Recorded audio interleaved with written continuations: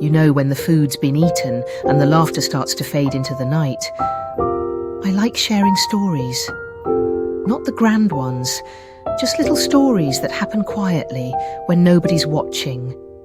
Real people, real moments. The kind that stay with you longer than any wrapped gift. There's one about Mrs. Agbayani, who owned a tiny bakery on Pine Street.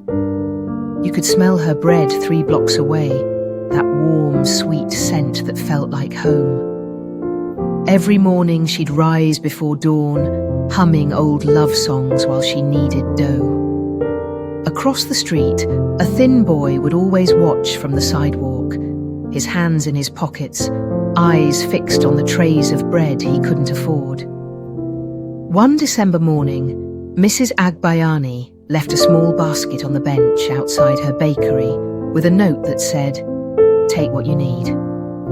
She didn't think much of it, but by Christmas Eve, the basket was always empty by sunrise, and someone had begun leaving small bunches of flowers in return.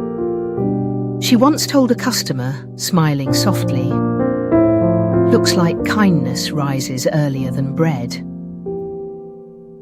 And that brings me to Joel, a widower who still set a place for his wife every Christmas.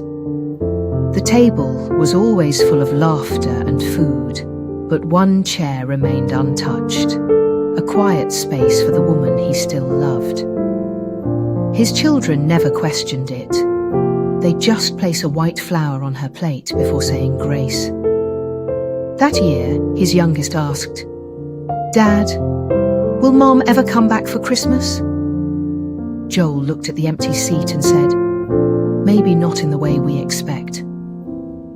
That night, he dreamed of her sitting there smiling, saying, "Keep setting the plate, Joe. That's how I know I'm still part of home."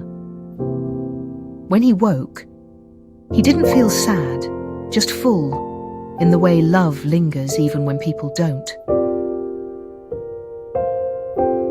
Now, not all Christmas stories are about family. Some are about strangers who cross our paths for a reason, like Liza. She was tired that night, working late and stuck in traffic. Then, in the middle of a downpour, her car refused to start.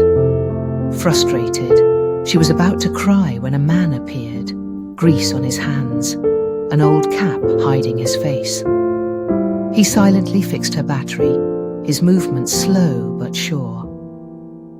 When she tried to pay him, he shook his head and said, "Someone helped me once too. You'll know when it's your turn." Then he walked off into the rain, disappearing between headlights. Months later, Liza found herself helping a woman whose tire burst on the same street. As she handed over her umbrella, she smiled and said the same thing, and suddenly understood what that man meant.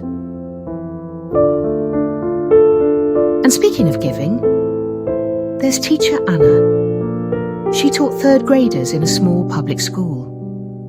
One December, she asked her students to draw the best gift they'd ever received.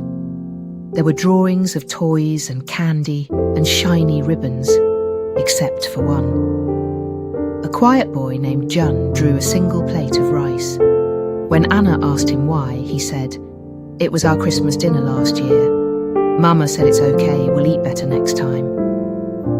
That night she went home and emptied her pantry, starting a small food drive with the other teachers.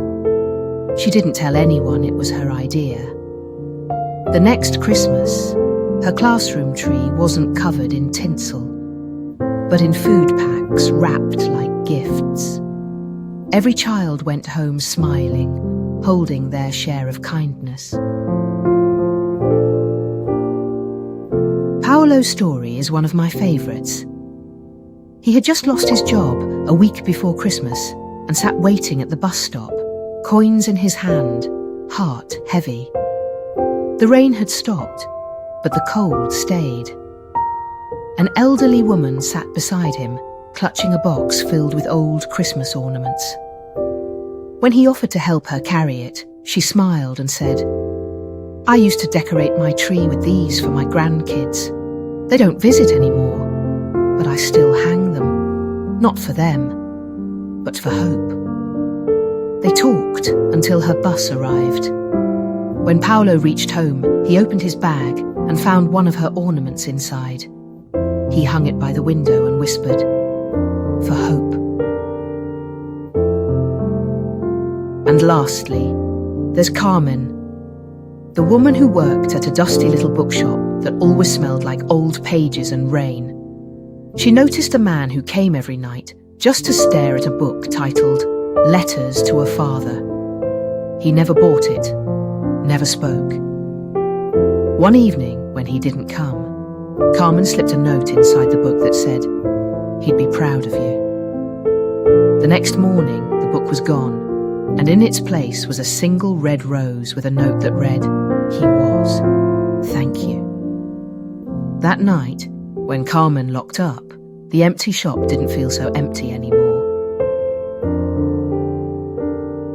It's strange how these moments, simple, quiet things, linger like candlelight long after the flame goes out. But the story doesn't end there. A year later, those same people found their paths crossing again, in ways that even they couldn't explain.